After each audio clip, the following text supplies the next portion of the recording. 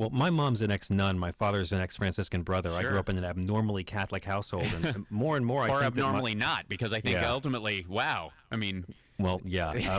But they were also very progressive, you know. Sure. And I mean, my dad had pictures of Gandhi and Martin Luther King all over the house. And more and more, I think that my only religion is irony, because it never lets me down. And the irony here, folks, is that to be a conservative Christian, you've got to be liberal. Which is to say, if you want to be as Right. close to Jesus as possible, you got to be so far liberal beyond anything we've ever imagined. I've said it before on this show, Right.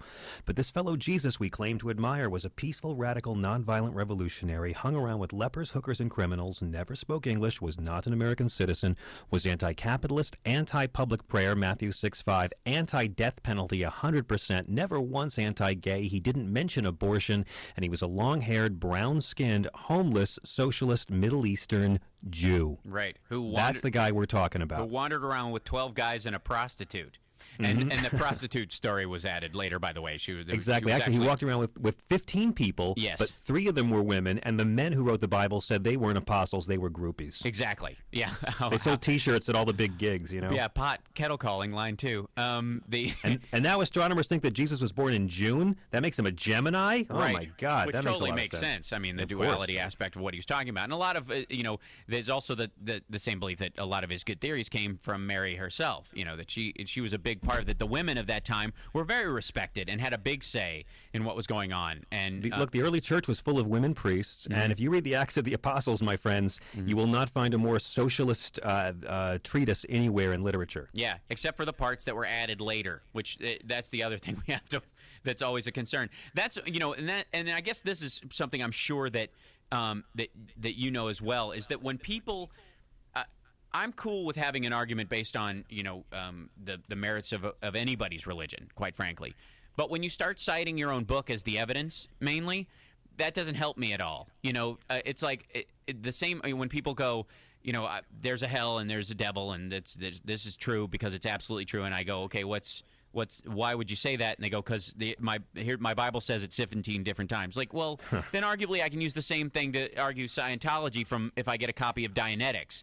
It's just because it's written does not make it so. What is so, and what never changes, and what is permanent is your behavior, how it affects you. The depth and the power of your religious belief, no matter what they are, is reflected directly on how you treat other people.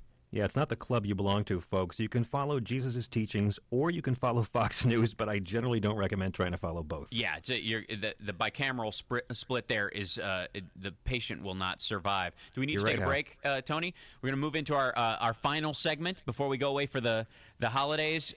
Lucky enough to have with us John Fugelsang, at John Fugelsang awesome. on Twitter. The Fugelsang page on Facebook. Make sure you check that out, and we will be back right after this. I'm Hal Sparks, filling in on the Stephanie Miller Show.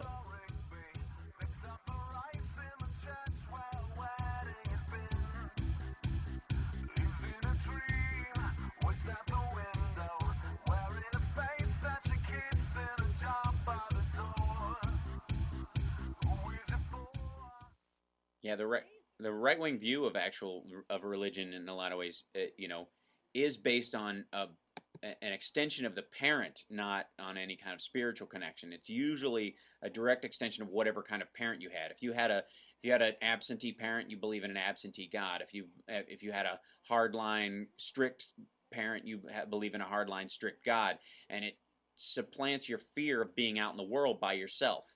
If you move out of the house, you don't know what your moral direction is. Your code has all been based on punishment and reward. Then that's a medieval way of doing things, yeah. Right. If there's no one around to reward and punish you but yourself, then what the hell are you going to do? You have to believe in somebody looking over your shoulder. It's the Stephanie Miller Show. I'm Hal Sparks. That's actually me. That's my band 01.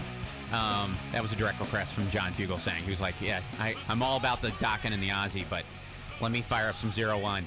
I can't listen to Dylan and Velvet Underground all the time. That's and I love true. your band, Hal. I've enjoyed your band quite a bit. I love all the stuff on YouTube. Thank you. ReverbNation.com/01 if you guys want to join the street team or join us on there. I'm, of course, Hal Sparks on Twitter.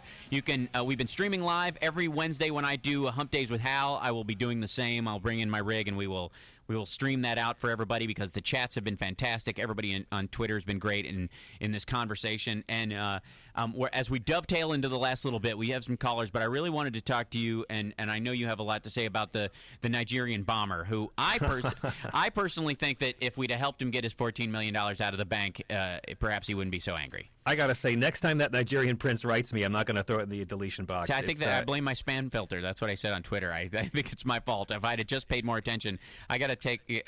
I use the same filter that the terrorist watch list uses on my spam filter, and it just takes out all the good stuff. All the Nigerian princes. Right. See, it's my fault. I dropped the ball. I'm not connecting the dots, as Hoekstra would say.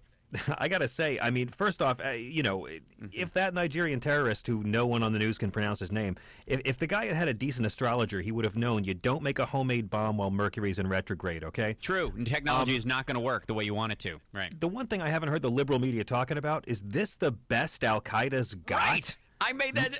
That was my point exactly. Oh, right on. Richard Reed and this. Am I the only one to point out we're spending billions of dollars to fight knuckleheads? Right. Exactly. And we're gonna put $200,000 worth of new gear in every single airport. That when the puffers would have solved this had they had one, which is a cheaper piece of gear, and it gets solved before. And there was apparently, I don't know if you read this, but this just came out. There was another guy, a Somalian, who tried to get on a plane that was going to first to Djibouti, which is always fun to say, and then to Dubai and possibly on to some other Western country. Same setup, same powder, same syringe, same detonator kind of system, whatever. And they busted him before he even got on a plane. Yeah. And this happened a month ago. And this, and so the complete retaliation for the Yemeni attacks is not quite a full explanation, although I do think it's part of it.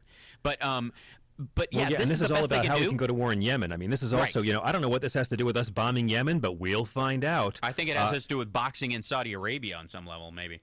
Now, I do want to point out, Yemen backwards is enemy Y. So check that out.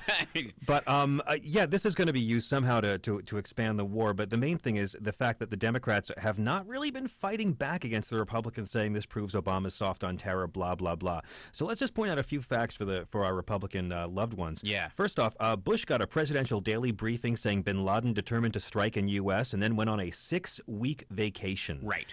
So that's the one thing. Secondly, do you know how much stuff I've smuggled out of Amsterdam in my underwear? Seriously. Okay, like if they start checking the underwear of every man leaving Amsterdam, the Dutch economy will collapse. And imagine all the extra, the more tense Republicans that there will be, because they can't get their stash from the old way. They have to find a new supplier. Well, they got big pharma in their pocket. They can get it legit, Right. OxyContin, sure. You just get your housekeeper to go get it. Oh, we got 2 oxys and a straw at Rush's house. We're all set. Right.